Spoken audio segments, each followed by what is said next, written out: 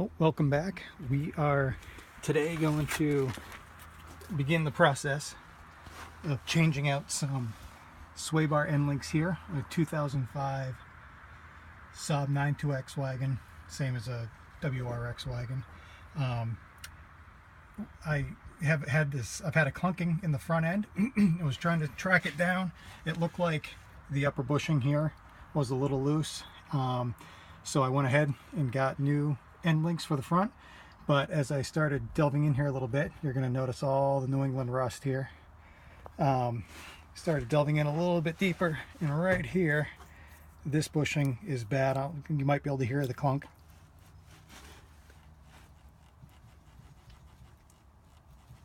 Get a little clunk there. This is all rotted out inside. The other side's actually still okay. There's no clunking at all here. All I can see is all rusted to crap. But I've started to go ahead and start spraying everything down to loosen things up. And everything I'm reading is saying that we need to take out the subframe here. So that's what we're going to do here first. And this is, again, all rusted to crap. It's a mess. So first of all, we're going to start doing that. We got the impact from the air compressor out. We'll start buzzing those off.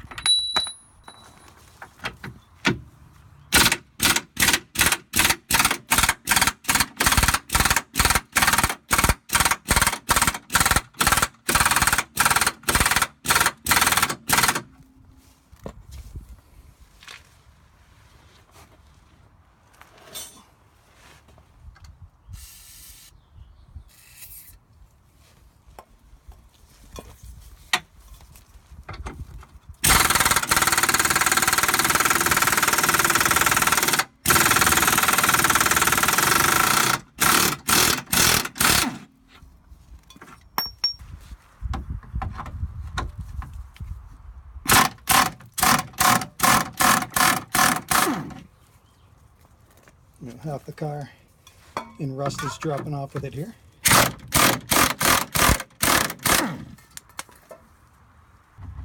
So I'm going to leave this one on down here as I'm taking it off so that something's holding it on. It doesn't split in half from all the rust.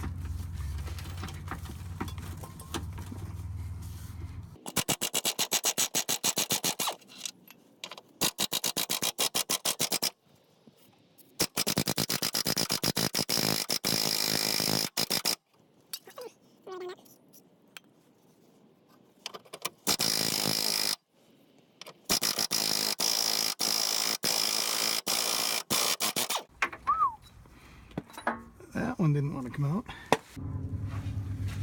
These always break, so I've got a bag full of them that I got on Amazon or eBay a while back.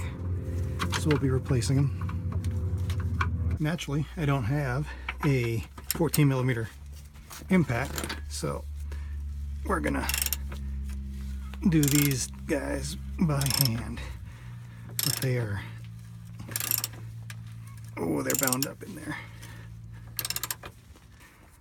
So don't do this at home. Don't take your cheap Chinese socket, put it on your impact.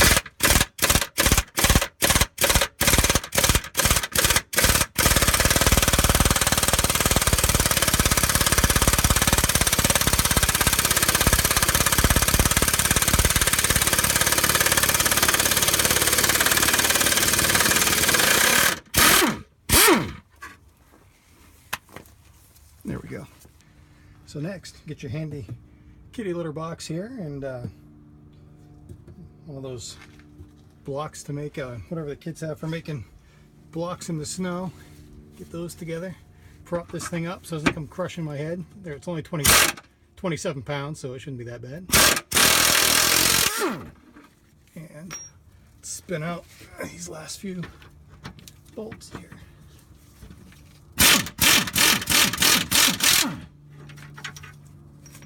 In this case, the rust is probably holding it all together, keeping it adhered to the car still. Oh, there we go. We get the final 17 right here.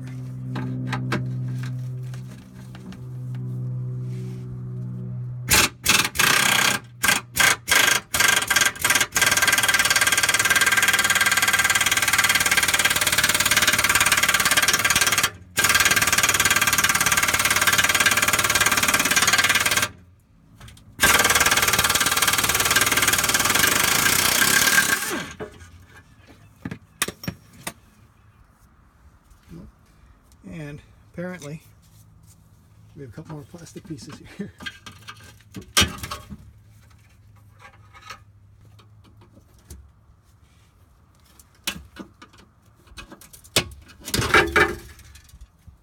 Ta-da!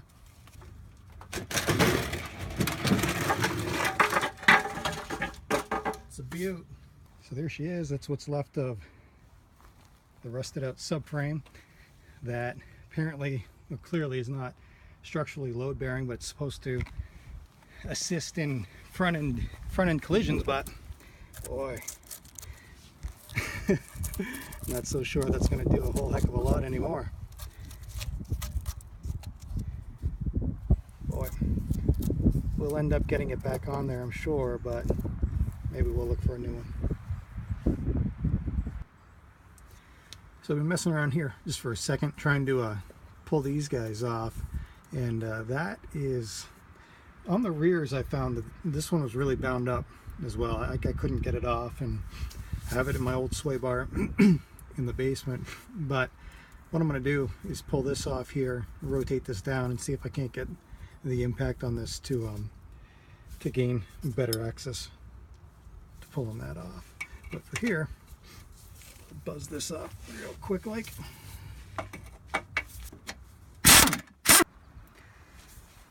Now for the same over here.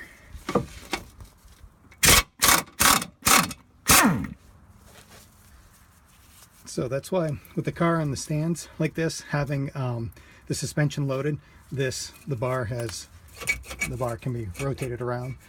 It's when the wheels are down, if you have the wheels hanging down, it's going to put tension on the bar, and it's going to make that a lot more difficult. So on the bushings here, these are both 12s. I'll try to spin these off here shortly. Nobody had the bushing available today.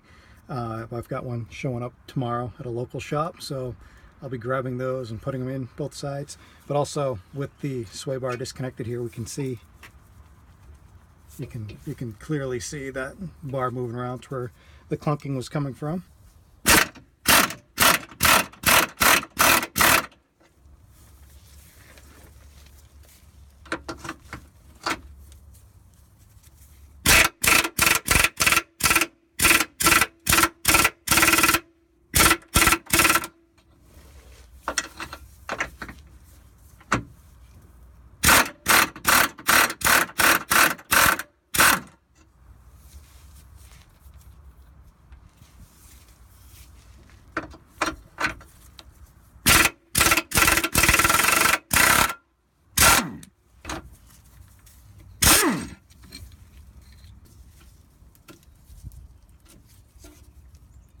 So it's 155,000 miles on that one, and it's not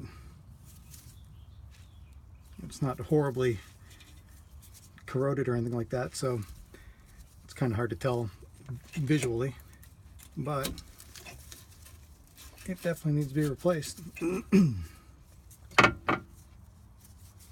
Now the next side, let's see if this one is as forgiving. Actually, you know, let's check. Yeah, that one's still holding on okay.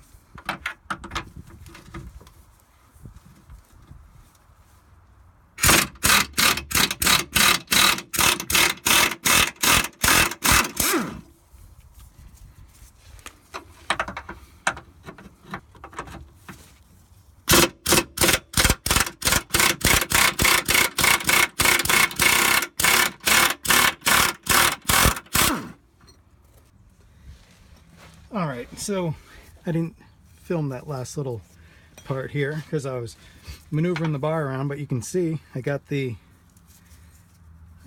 end link off, and you can see how beat up that bushing is, all cracked and nasty. But I was able to manipulate the bar enough to get my cheap 14mm Chinese socket with the impact on this end, and just spun this out instead of from this side. We got that one off. Now we'll spin off the other side and get the new ones in.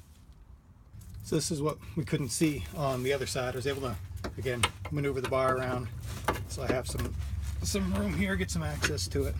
And then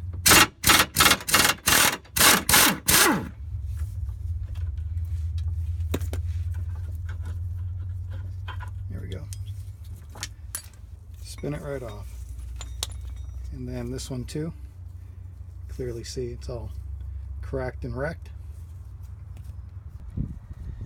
So here's new and old. Clearly our old beat up ones with 155,000 miles on it, and our premium replacement end links that we're going to throw on there. We're going to get anti-seize on everything in there, get those just the top end pieces plugged in for today, and then we'll grab the bushings tomorrow, mount those, button up the lower end, we'll be good to go. All right, we're going to get generous amounts of anti-seize on here. These seem to hold up pretty well, but as you can see, everything else gets rusted to hell here, so might as well.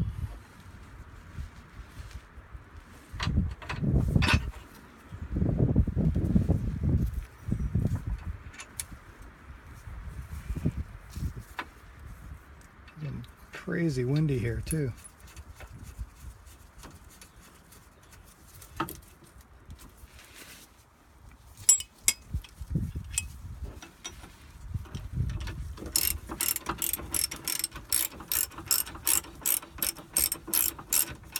There we go.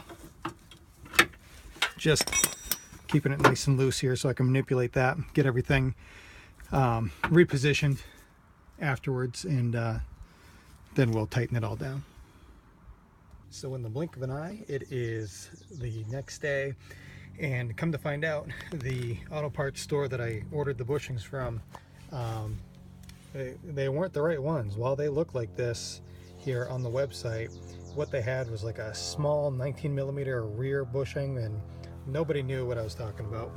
Went to a couple different shops, nobody had a clue. So it was near a Subaru dealership. I ran in, and so I enriched the local dealership by allowing them to rate me on these here. As you can see, here's the part number. This is a 20mm front sway bar bushing, and this fits on both the 2005 92X and WRX wagons. All right, first up, we got the end link put back in here. I just put some got the bolt through, got some anti-seize on there. So I spin this on. Again, everything is just really loose, hand tight at the moment, so I can manipulate the bar around, because from there, then we're gonna go up to here and grease up our bearings, or excuse me, grease up our bushings, get them mounted back on there. So off to the next side.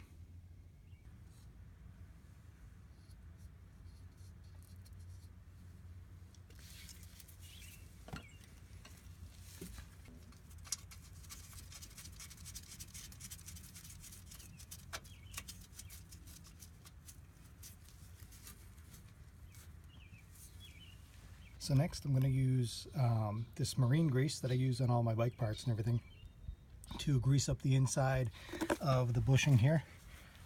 We're going to grease that up real good inside there. And then on the bar, slip this over the bar and get it buttoned down.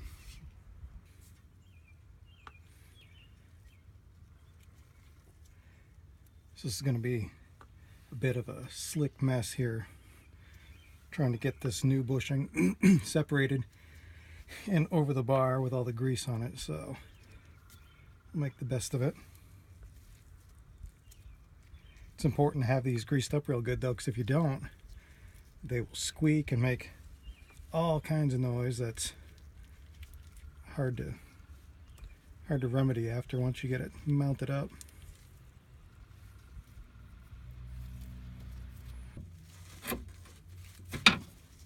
There we go. All right.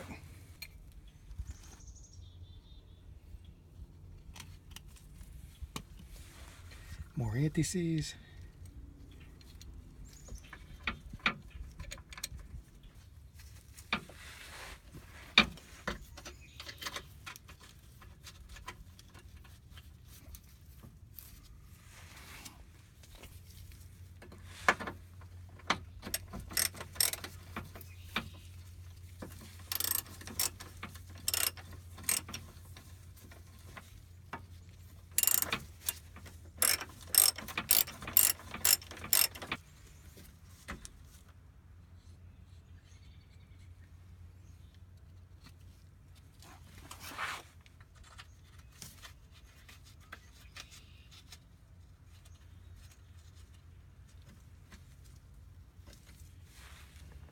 And the other side.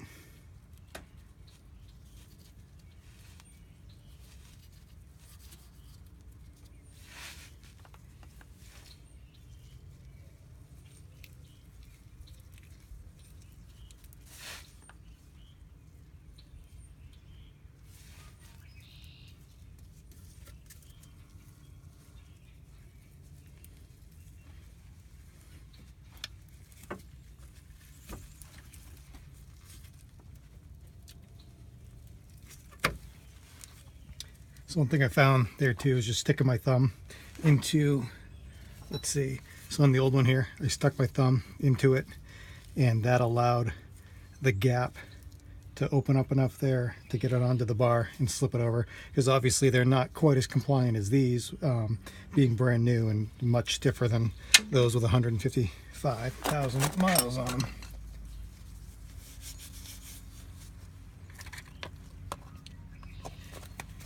And I didn't quite do it on the driver's side, but on this one here, just put a little more grease right against the frame as well to prevent any squeaking. It should get pushed out through the through that split though.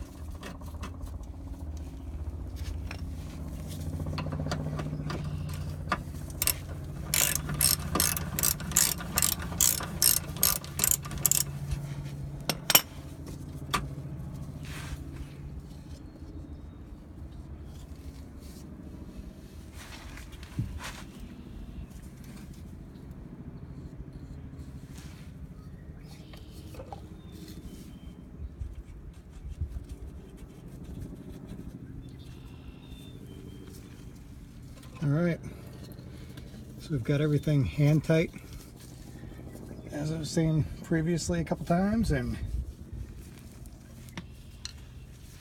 so that should be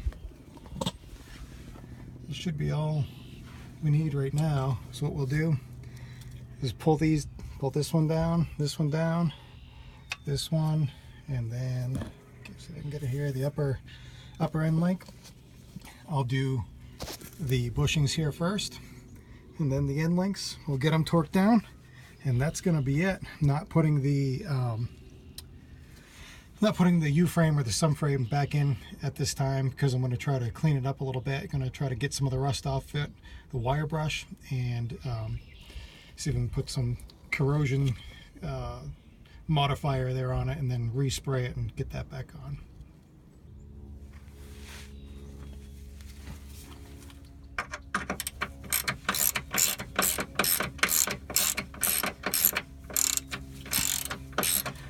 I'm not using the air tools on this either, because I don't want to crank it down too hard. There we go.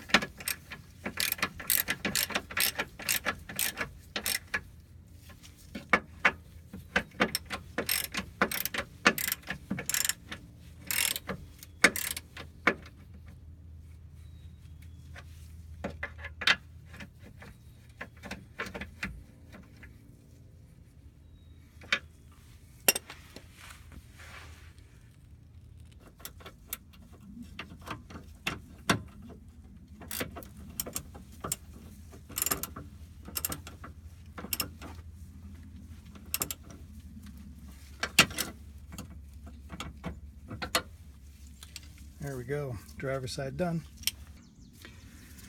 And for the last bit here, I'm going to do the upper end link bolt on passenger side.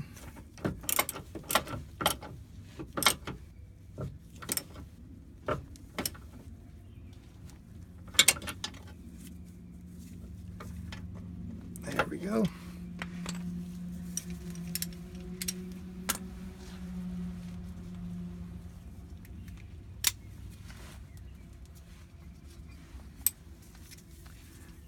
And lower.